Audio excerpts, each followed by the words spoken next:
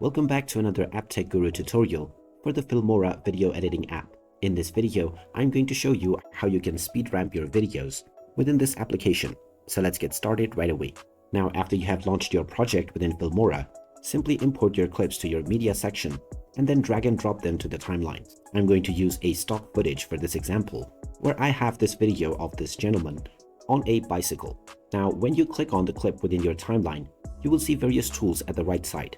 If you click on speed, you can now adjust the speed of your footage. To change the uniform speed or turn the video slow motion, you simply need to drag the slider to the left. This will now slow the footage and the video will appear to be in slow motion.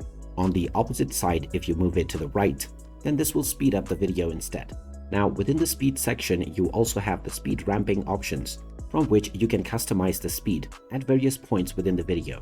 You have various different presets that you can try. Click on any one of these and then try watching the preview. Now, as you can see at the graph on the bottom, if the wave moves upwards, then the speed is increased, and if it moves downwards, then it is decreased. You can move the points to your desired direction to increase or decrease your speed at various points within the video.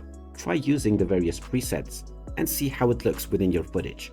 You can also create your own customized speed ramp by clicking on the Customize option. You can then start from the beginning point of the video, and while watching your preview, you can now move the points to manually choose how you would like to move your speed within your video. You can also zoom in or zoom out to specific points, and you can also add or remove the existing speed ramping points based on your desire. So there you have it. That is how easy it is to speed ramp and make your videos slow motion on the Filmora video editing app. If you find this video helpful, don't forget to hit that like button and subscribe to our channel for more useful tips and tutorials. Thanks for watching, and I will see you again in the next one.